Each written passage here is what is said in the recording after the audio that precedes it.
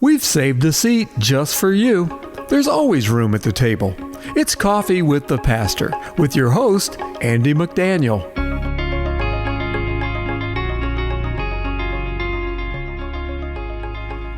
Welcome, everybody, to Coffee with the Pastor. We are so glad to be with you today. I am your host, Pastor Andy McDaniel.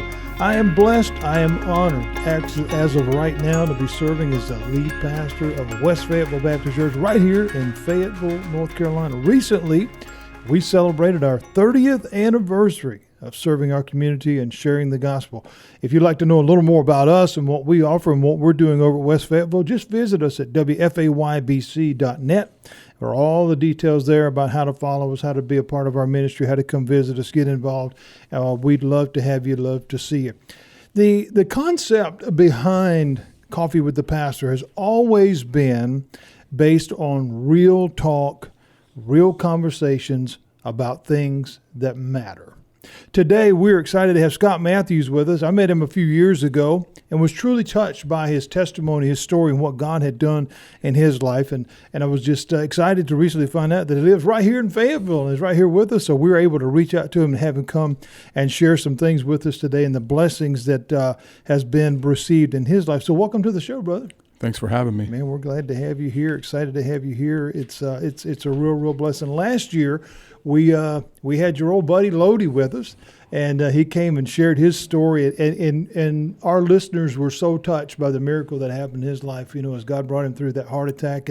But you yourself were also the recipient of a massive blessing several years ago, as some things happened in your life. So I want to take a little time this morning as we kick off Coffee with the Pastor. First off, welcome you and glad to have you here. But would you share with our listeners today a little bit of your story and how the Lord really worked in your life?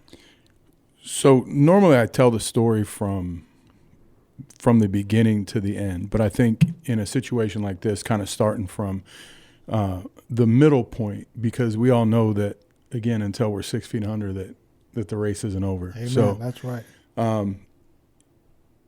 Unfortunately, August 25th of 2015, I was struck by a car while riding a bicycle. I always like to make sure that people understand that there's a difference between a bicycle and a motorcycle. This is true. Because over the years, I've had to answer that question so many times. Were you riding a motorcycle? No, bicycle. Yeah, pedals. Two wheels and pedals. But I was struck by a car.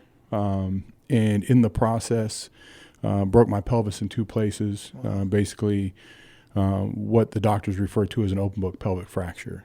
And the best way to describe it is my pelvis broke apart in the front and in the back. And in that moment of not quite sure what was wrong with me, the first thing that came to mind was I got to let people know that I'm okay.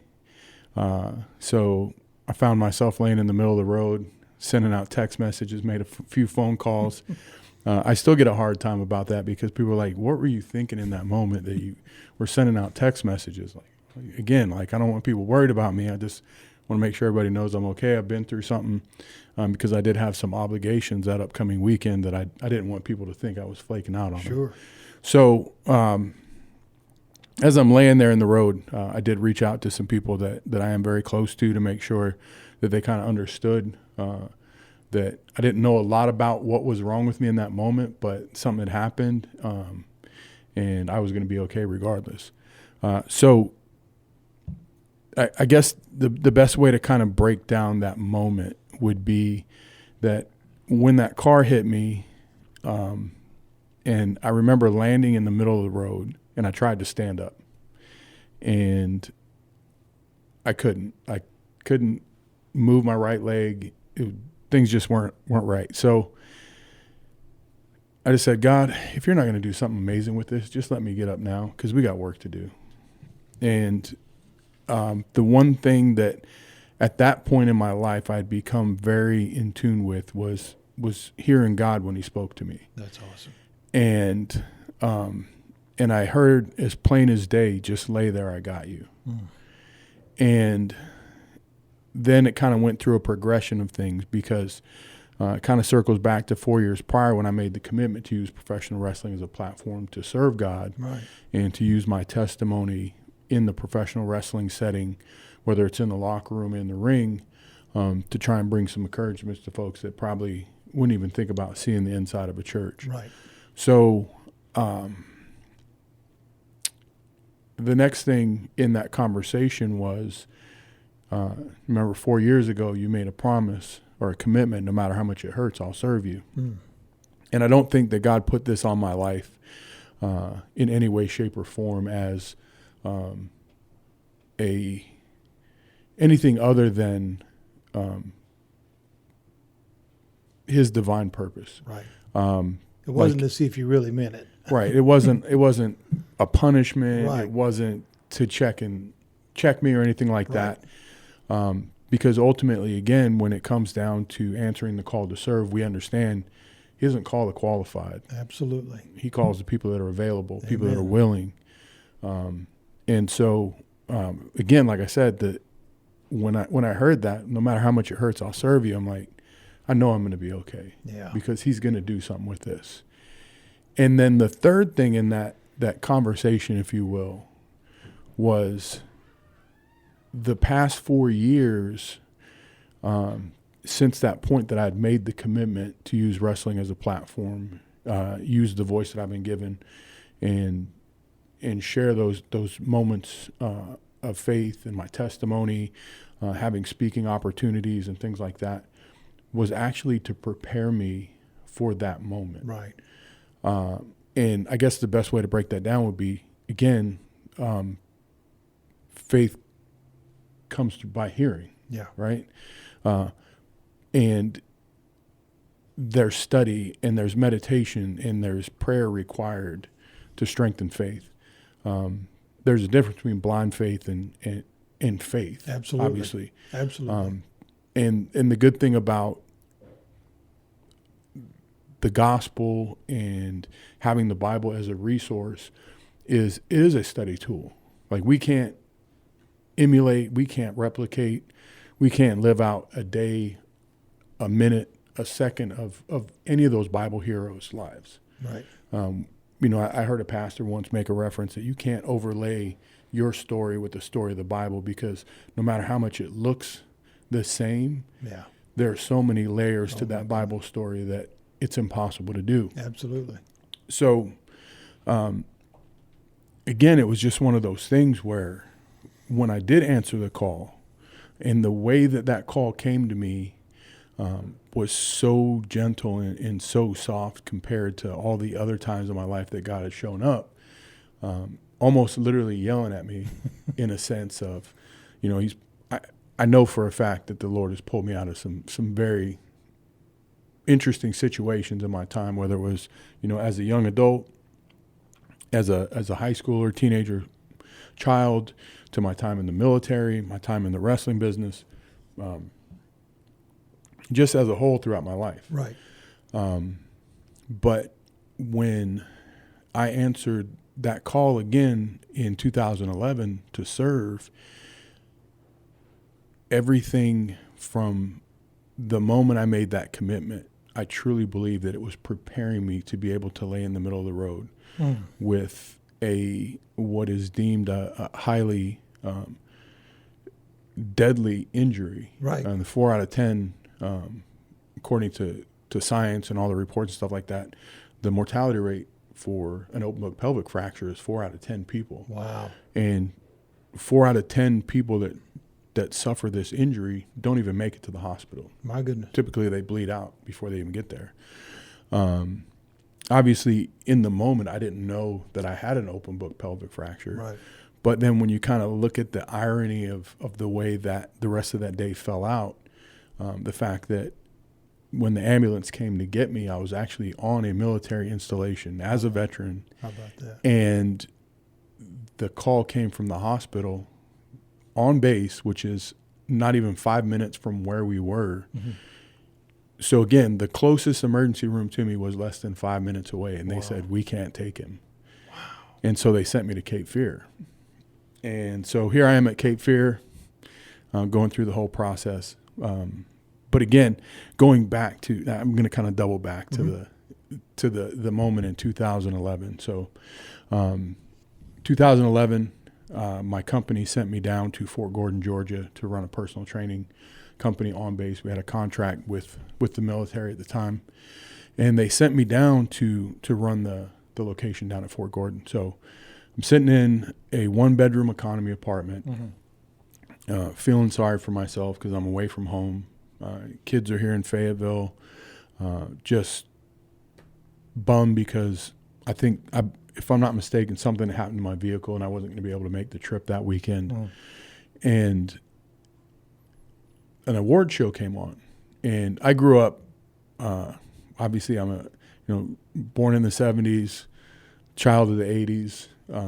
I grew up with, R&B music as my passion, rap music, the whole nine. Beastie Boys, Run DMC, all the originals. Right. And so this award show was coming on, and one of my favorite artists as a young guy was Heavy D and the Boys.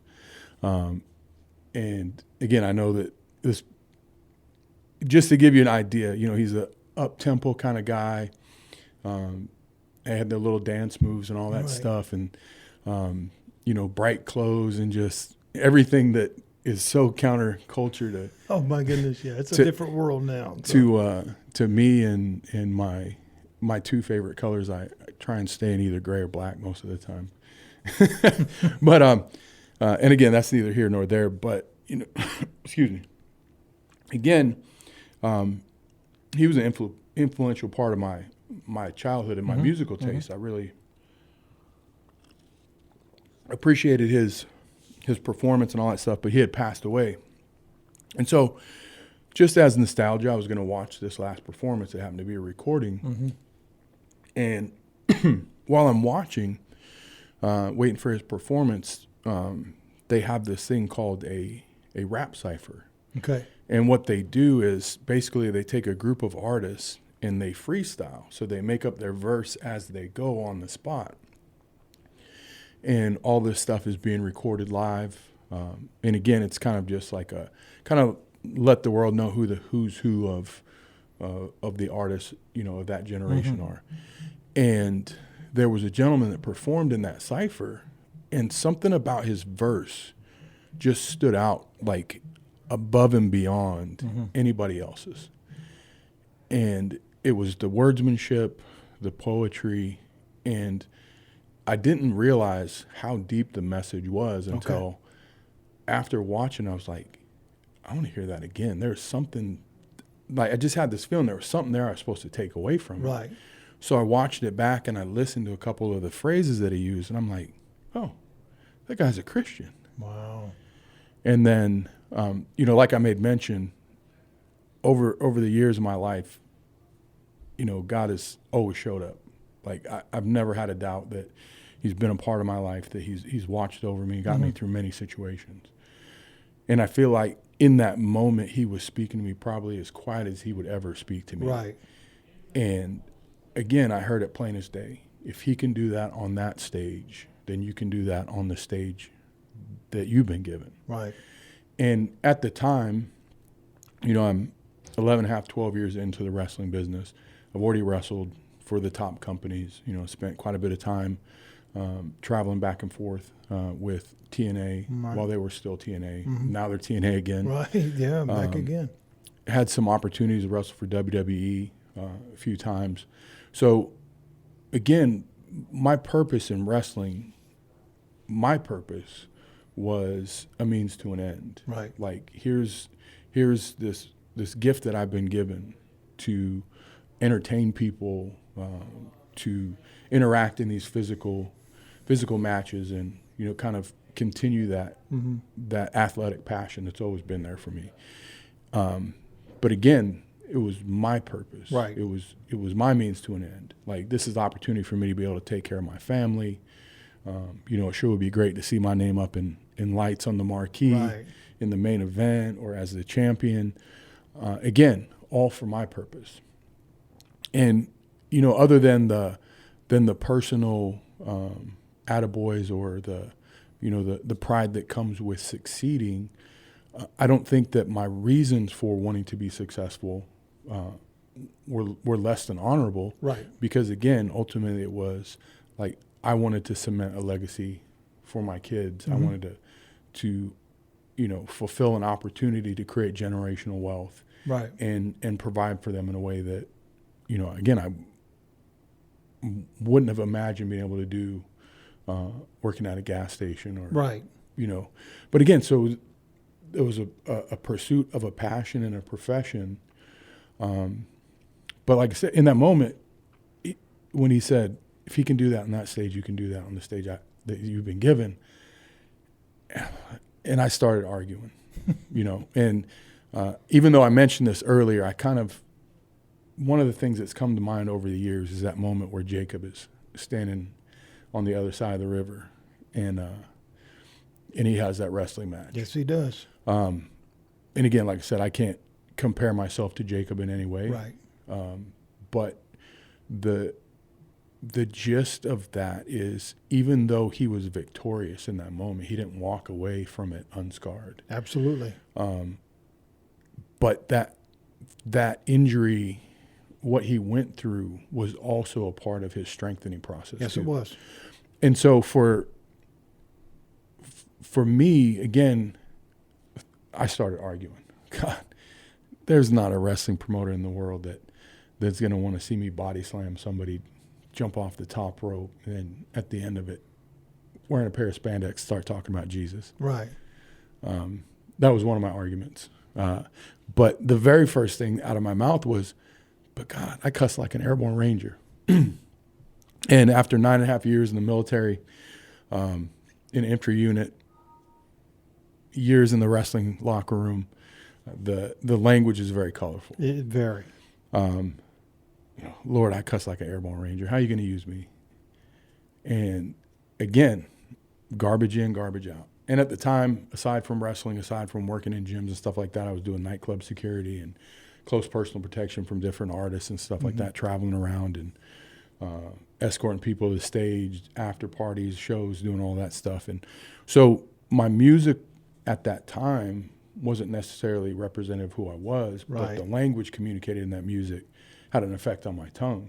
Not only that, because of my time in the military, my time in the wrestling locker room, that language is almost accepted or expected in a sense. It is.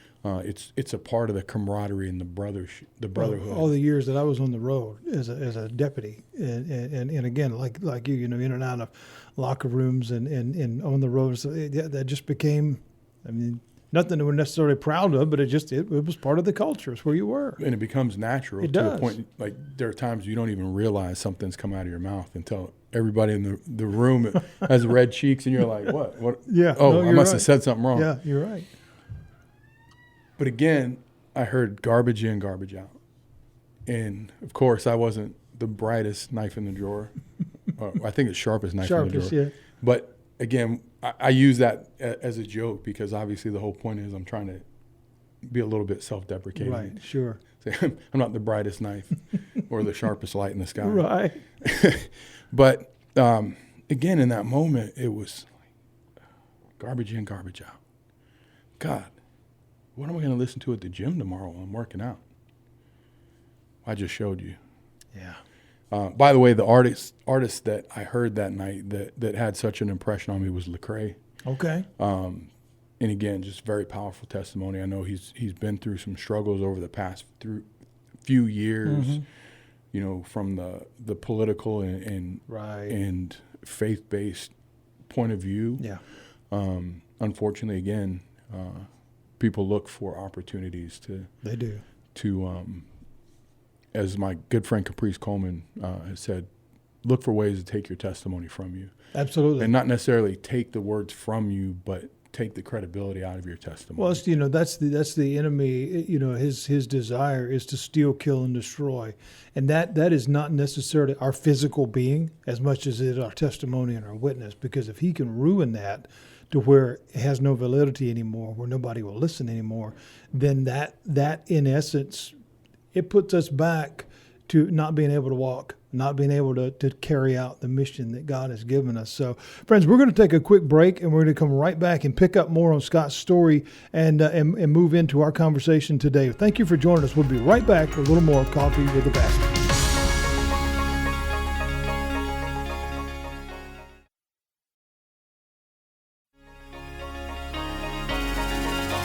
Welcome back, everybody. We're back with some more Coffee with the Pastor. We are listening to the powerful story of Scott Matthews, who is joining us today. And so we're going to pick back up the concern as you're examining and looking back over your life, laying there. I want to pick back up on the very thing that you said. As you've been injured, you're laying there, and God says, lay there. I've got you. There's something powerful about that, because again, we go back to Scripture and it says, "Be still and know that I am God." How difficult was it from that point, looking back on that moment, to actually embrace that physicality, be still when you've been active and been physical and fitness and all those different things? How difficult was that to really embrace that and realize, wait a minute, I've got something else to do? Well, for me, I think it comes down to, and again, I in no way, shape, or form am I bragging on myself. No. Or do I claim to be a tough guy? But I truly believe that I have a very high pain tolerance. Mm-hmm. My threshold for pain, my entire life, and it was something I realized at a very, very young age. Growing up in not the best home environment. Mm-hmm. But I knew that God had planted these seeds of resiliency in me. Mm-hmm. Again, in those moments, initial moments, never went into shock. Crazy thing is, I didn't actually get any kind of medication for pain or anything mm-hmm. until almost 12 hours after the accident. Wow. Because they just barely cleared my brain and my spine mm-hmm. in time to rush me into surgery. Wow. The next morning. But when I heard those words, just lay there, I got you, it was calming. And again, for me, my mindset was, I got to get up. I have things to do. I wasn't thinking about being hurt. I wasn't thinking about the severity of the injury. Again, I knew I was in a lot of pain. Mm-hmm. I could feel something was wrong, but mm-hmm. in my mind, I was like, this is just a bump. This is just a bruise. Right. Like I wasn't, at no point was I like, I'm about to die and that was the furthest thing from my thought process. Mm-hmm. Again, hit the ground and tried to get up. And again, that's not my strength. That's God moving. Absolutely. That's the strength that he's built in me and that resilience. But just to kind of answer your question too, while I'm laying there and, I went through these series of questions, and like I said, that final question or not final question, but that final thing that I heard was, the past 4 years has been to prepare you for this moment. Mm. And it made me realize, probably a very important message. And I hope this resonates with pastors and public speakers and things like that. Understand that God doesn't need us to do his work. I love that. We're called to follow. And if speaking and being an example for others is part of that calling, then so be it. But at the end of the day, I mean, you look, again, going back to the Bible, he always used the smallest common denominator. Yes. Whether it was David, whether it was Daniel, whether it was Gideon's army, he always used the smallest common denominator. So there was no doubt that victory was God's. Absolutely.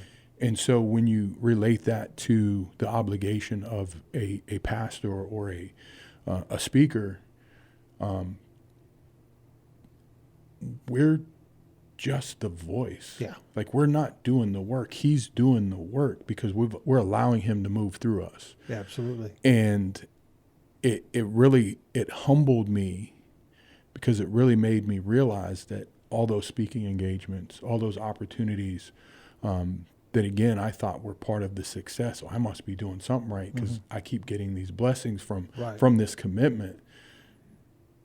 But he let me know in that moment, all of that was to prepare you so that I knew your strength, your faith was strong enough to lay here in this moment and listen to my voice.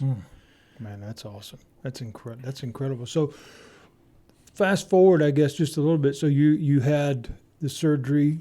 What were they telling you that there was, opportunities to not walk or to, I mean, what was going through all the different prognosis of this? So there were a couple interesting things going through this whole process of, first like I said, they took me to Cape Fear instead of to Womack, and I'm in the emergency room in Cape Fear, and they've taken me to do a couple scans, and I didn't realize at the time, but my kids, who at the time they're now 14 and 16, they were too young to even be in the ER. Right. And I didn't realize that the only time they let kids that age into the ER to see somebody is that they thought they were gonna lose them. Yeah. I didn't think anything of it. My kids come in. I was happy. My eyes watered up. I remember as plain as day. Like I was at peace, but I was not again acknowledging the fact that these people thought I was gonna die. Wow. And hadn't even sunk into my head yet. So. And I think, again, that was because I knew I was wrapped up in that moment. But anyways, fast forwarding to the next morning when they finally got me into surgery. And I remember being in the recovery room, the doctor comes in. And he looks at me and he says, well, I put you back together. And I also fixed your hip that was already broken. And it was funny because probably 4 or 5 years prior to that, I had a nagging injury that I just kind of ignored. And it actually got to a point at one time where I ignored it to the point to where I had to stop ignoring it and just had to stop doing everything. And again, he saw me through it. I wasn't necessarily walking with him, but when you look back, there was a reason why I was able to kind of patch myself together and keep going on. So he tells me, hey, I fixed your hip. Also, because it was already broken. Wow. And the funny thing is that's not the first time in my life that I've had one of those moments where, like 8th grade, broke my arm in multiple places, and doctor does the x-ray and see that dark line there? Your arm was already broken before you broke it today. And again, it's just that blessing of that high pain threshold. But so I fixed your hip and I put you back together. And he looked at me and said, if you walk again, it will take at least a year. Wow. He said, if you walk again. If. And I just looked at him and I was like, Doc, how much of a head start do you have? He kind of took a step back. Now keep in mind, that morning prior to me going into surgery, and literally they statted me. Lodi was in the room with me. David McManus used to be an associate pastor at Berean Baptist. He's now in Indiana, pastoring a church. Right. They were standing at my bedside. Wow. And before they were getting ready to take me back, and we shut it down. Like the doctors, the surgical team, get everybody in here, we're praying. Wow. And we prayed with the surgical team before they took me into surgery. Wow. And so, again, it was just one of those things where it was like, now, Doc, I know you know. If you think that prayer was just wasted words, like we really stand on absolutely on the things that we ask and we request of God. That was a genuine prayer. Absolutely. Like, there's going to be healing. There's going to be recovery from this. And so I just looked at him. I said, how much of a head start do you have? And I love that. And he goes, well, you can't do anything for 3 months. What does anything mean? Well, bed rest. You can't put any weight on your leg. If you're mobile, it's either on crutches, again, no weight on that right leg, or in a wheelchair. Wow. But you need to spend as much time laying flat on your back and moving as minimum as possible. 3 months, okay. And then he said, and he told me, he said, you'll never wrestle again. Wow. And I was at that point, I was like, whatever, like I wasn't thinking about wrestling. I was just thinking about like, I have to get better so that I can walk my daughter down the aisle at her wedding, or like that I can, stand up and cheer for my son, at his graduation, whatever those opportunities present themselves. Like wrestling was the least important thing to me in that moment. It was all about like getting better. Okay, sure. Never wrestle again. There's no way you're going to tell me I might never walk again without me giving it a fighting chance. And so I stayed another, I want to say about 10 days at Chapel Hill. And Lodi told me, he's like, I'm taking you back to Charlotte. You're going to stay with me while you go through this first couple months of recovery. Wow. And so I went down to Charlotte with him, and him and Charles Robinson taught me how to shop in a wheelchair, and taught me how to use a wheelchair, and the whole nine. But the one thing that I think too, where God continued to speak to me through this process was, I started realizing that the medication that they were giving me, I started becoming dependent on it, like very quickly. And they had me on such a high dose. And I think part of it was because I was such an active person that they probably cranked it up a little bit just to minimize my activity even further. Sure. But it got to the point where I started looking at my watch or my phone to see when the next time I could take a pill was. Oh, wow. And this wasn't even 15, 20 days into being out of the hospital. I mean, I legitimately had a prescription, wasn't abusing it. But I realized that I was becoming dependent on it. And I was like, I can't do this. Like, I've lost too many friends in wrestling from drug abuse. And like, God, we gotta work through this. And came up with a plan. All right, I'm gonna go back to taking just one, and like literally going from every 4 hours to one every 12 hours. And I didn't care if I had to chew on a pillow, bite my knuckle, bite my lip. I didn't care. And then the next day I'd go an hour longer. And then I started cutting the pills down to a half, and then taking like an Naproxen, all the way to the point to where within the first 30 days of my accident, I'd completely weaned myself off the medication. Wow. And I honestly believe that had I not done that, my recovery would have taken probably twice as long. And the doctor probably would have been right. Absolutely. I probably wouldn't have walked again. Absolutely. Because I'd have been, a drugged out mess by the time it was all over.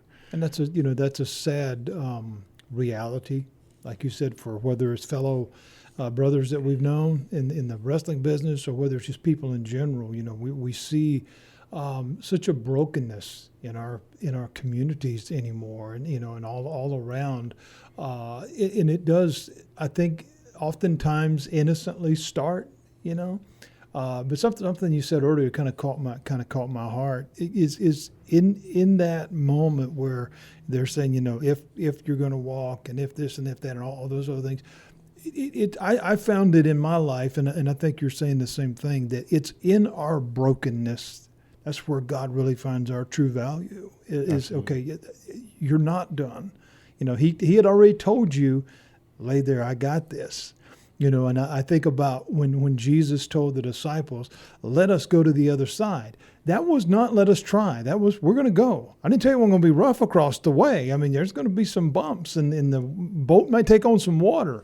Obviously, as your day was starting out, and you didn't go out with the intention of getting run over. No. Most of us don't. But when we think about the power of that moment, I know for me, in different avenues and different things in life, sometimes, and not to make light of any situation, but sometimes we have to get knocked down in order for us to look up. Absolutely. Whether it's intentional or not. Because again, it's not that we're, as you were saying, it's not that we're overtly trying to live in any kind of wrong way or this or that. And it's not God's punishment, I don't think, as much as it is. Sometimes we need a nudge. Sometimes we need hey, that's not going okay. Just like you recognize, and I do have to believe, absolutely believe this was God's acknowledgement in your life, that, wait a minute, this pill thing, okay, that feels pretty good, but that could be a problem. Recognizing that, in its infancy, there was a massive step in the right direction. And I mean, we got to, we got to think about how that is the power of God speaking into your life, because He's got a purpose for you. He's got a call on your life, and recognizing that, and not ignoring that, and embracing, but this feels good. But there's a lot of things that feel good that aren't necessarily good. Does that make sense? No, absolutely. A lot of people say that, there's purpose in your blessings, and your blessings aren't always for you. Well, if that can be said about your blessings and your gifts, and I truly believe that, like, every gift that I've been given and allowed to exercise in my life has been for the purpose of giving somebody else hope. Absolutely. Giving somebody else something to cling to. And in that same mindset, or that same thought process, there's purpose in pain too. There is. And there, people say, well, God doesn't give you anything you can't handle. That's not true. No. He's going to give you stuff you can't handle, so you lean into Him, because Absolutely. He's going to show you that He can handle it for you. Absolutely. But I do believe that He also knows that He's got some people down here that aren't just going to lay down and just go, that's it, I'm over. Yeah. So I do believe that it wasn't just to slow me down or shut me down or stop me for a moment. I do believe that was part of it. But I also believe that it was because there was something in my story, Mm-hmm. not my story, but the story that He was helping me write. Absolutely. That we were navigating. There's something in that for somebody else out there. Absolutely. There's no doubt. Because there's somebody that's either had it far worse or far greater than I have in my life, Mm-hmm. That's overcome far worse than I have. So I can't be a martyr. I can't be a hero, because, again, knowing that somebody out there's been through worse, and they're stronger, and their resilience shines through, and their encouragement to other people. And so that was the opportunity to realize, like, hey, this is not fun, but somebody's going to get something out of this. Well, I think that's the key, is realizing that, every step that we take, every example that we're able to set. When we look back to the words of Christ, He said, "Follow me." Okay, so that was not only a walking directive. That was, watch what I'm doing and how I do it. Why would He say that? Because He says, "I'm the way. I'm the truth, I'm the life. I'm going to be your example." And as Jesus, it tells us, when He came up out of the water being baptized by John the Baptist, it said immediately He was in the presence of the enemy. Okay, we think about that sometimes, because he went through the trials, He went through the tribulations, He went through the temptations, He went through everything so that He could relate to us. And that's why we can have that personal, relatable, relationship and stuff with Him. And I think when we speak from our heart, and we speak to, whether we're speaking to a group of guys, whether we're speaking to an entire congregation, or a thing at some lodge somewhere, it doesn't matter where we are, or to a group at a fitness center, whatever. Not only do we want to give motivation and encouragement, stuff like that, but we want to give that word hope. That word is something that I think so many people are missing today. We see statistically, I was just reading last year in 2023, 50,000 people in the United States took their own life. 50,000 that we know about. We don't know how many other people just died, sadly, that no one cared about or knew about. But that percentage of that, it said since 21, it said that teen suicide has increased 64%. We're seeing the devaluing of life, and going through a traumatic situation as you did, and like you said, as many people have. If we take that moment and hear that voice of God and realize, okay, this is just another chapter in your story. It's not the end. we went to the other side. But the greater part about that is just like I had a pastor ask me several years ago. We were just talking, two preachers talking to each other. He said, I got a question for you. He said, something I want you to study on. I said, okay. He said, what's better than going to heaven? And I was stumped at that very moment. I honestly was stumped because I'm thinking, well, what could possibly be better? And so I seen him. He said, well, come back in a week and we'll talk about it. This was an older pastor who'd been preaching forever. And so we came back and we were talking a little bit. He said, "You think about that question?" I said, "I've been thinking about it all week." I said, "I can't." I said, "I know there's a stump here, but I can't." He said, "The only thing better than going to heaven is taking somebody with you." Amen. Ooh. And I thought about it. I said, "Oh my word!" Now and so that is the point of sharing our journey. Is it is not about being spotless and perfect and never having a flaw. It's about reaching that person, whether they're in the ditch or whether they're in the penthouse, because we all need Jesus, and that's the answer. I mean that is it. So we're going to take a quick break. We're going to come back and finish up our conversation today with Scott Matthews. It's been a great blessing to be here, and I believe that somebody's been touched by what we've been saying today, and we got a little bit more to go, and we'll bring it back to you in just a moment when we come back with Coffee with the Pastor.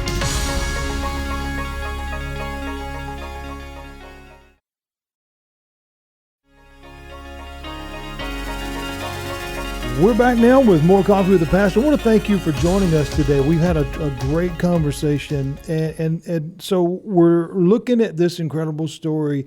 Scott, you've been laying in the road, man. You've been broke up, and the doctors, he said, he put you back together. And so, maybe you'll walk, maybe this, maybe that. Here we find you years later, not only wrestling again, obviously fitness is a big part of your life. We'll talk more about that as you share here in just a moment about how people can find out about Fit for Life and things like that. But I want to end our conversation with this question.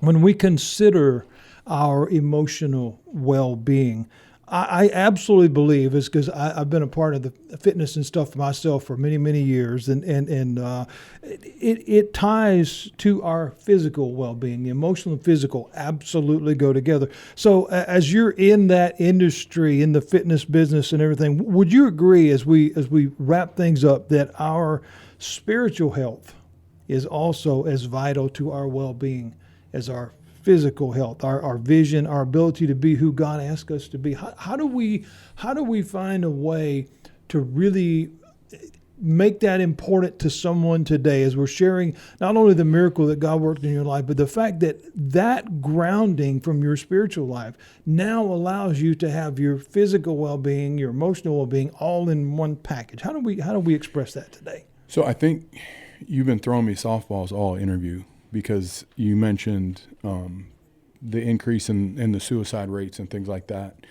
And when we look at the culture today, where instant gratification, everything is microwave. Yes. They want it now.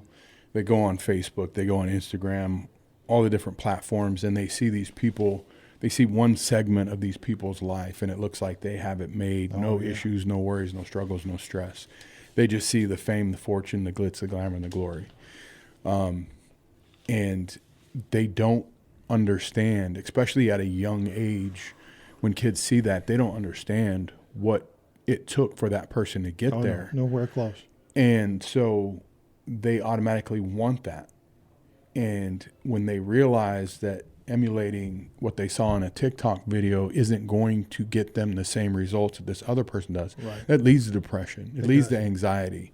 Right? Or when you look at what you have compared to what somebody else has, and you don't have what they have, then you start questioning your worth, your value. And I think the way that the spiritual strength comes in there is,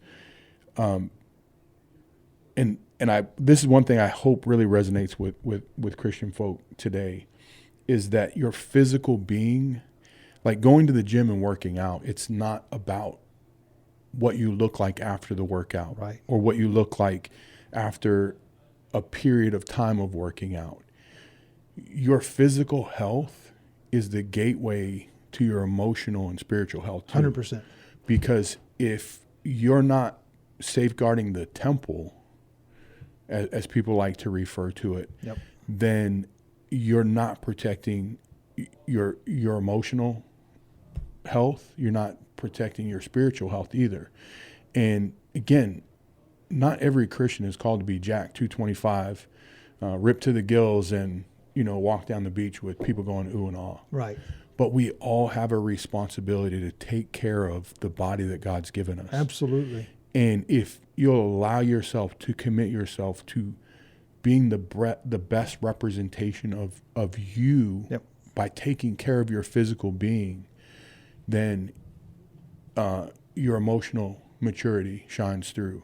Your spiritual maturity shines through. Mm-hmm. Because there are people in this world that will just get hung up on the physical appearance. Oh, right.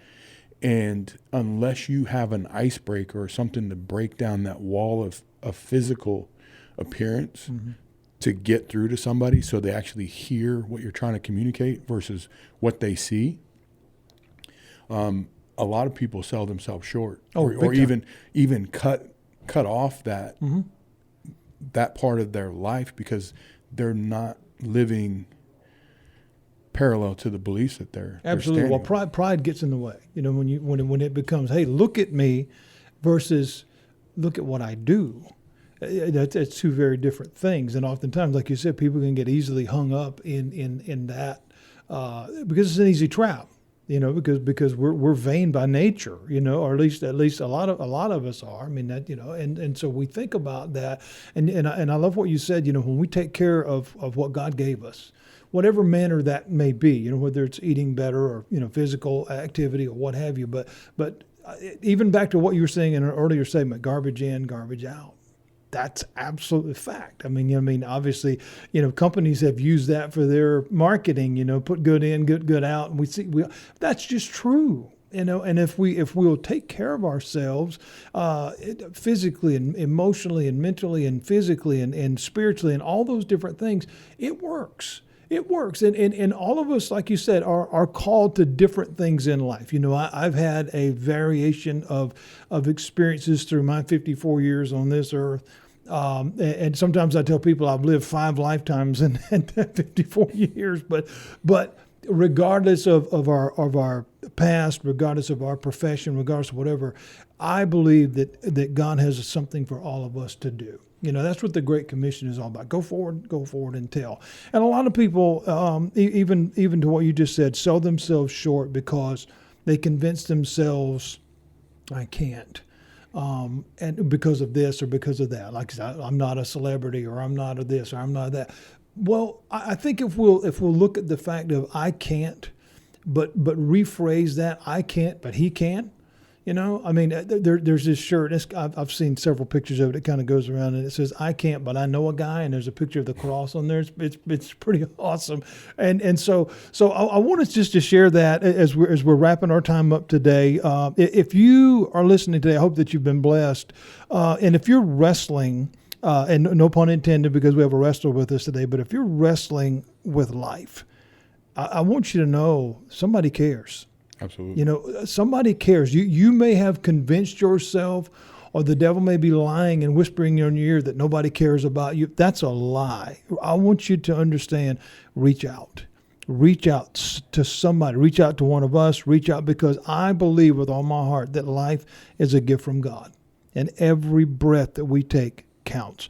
I want to thank our special guest today, Scott Matthews, for joining us. So tell us just a moment. We only have a few more minutes left. Tell us about Fit for Life, man. How can people find out more about you and those kind of things? So, obviously, my start in the fitness industry started out with a personal journey. Mm-hmm. Then I transitioned into the role of a personal trainer. Understand, just like when they kicked all the missionaries out of China, right, and they made all the Chinese nationals garbage men as punishment for expressing their faith in China, right, that allowed them to go door to door and knock on people's door. And when you look at the symbolism of them taking people's trash from them, what better representation of the gospel? Oh man, I love that. So now when you fast forward to, again, as a personal trainer, you begin to build trust and relationship with people that are putting their well-being in your hands to get them to a physical condition they appreciate, or that will help them with their lives. So it gives it started out being a great opportunity to witness to people. That's awesome. But over the years, I've transitioned into leadership roles and management responsibility with Fit for Life health clubs. We've got 16 locations with more in the works. That's awesome. We're spread out all over North Carolina. In the Fayetteville area alone, there are 5 locations. That's fantastic. 2 more out in the Spring Lake and Cameron area, all 24/7, 365. Our equipment is state-of-the-art. We have equipment that most gyms in North Carolina probably haven't even seen yet. That's incredible.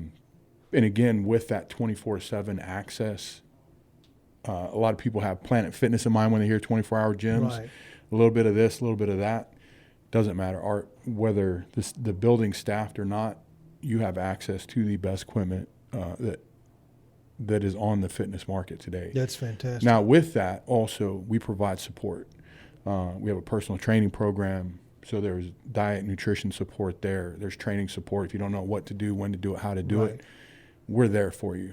And ultimately, again, it comes down to, like we talked about earlier, exercise is great for physical issues, but it's also a proven vaccine for anxiety, depression, Absolutely. PTSD, emotional stuff.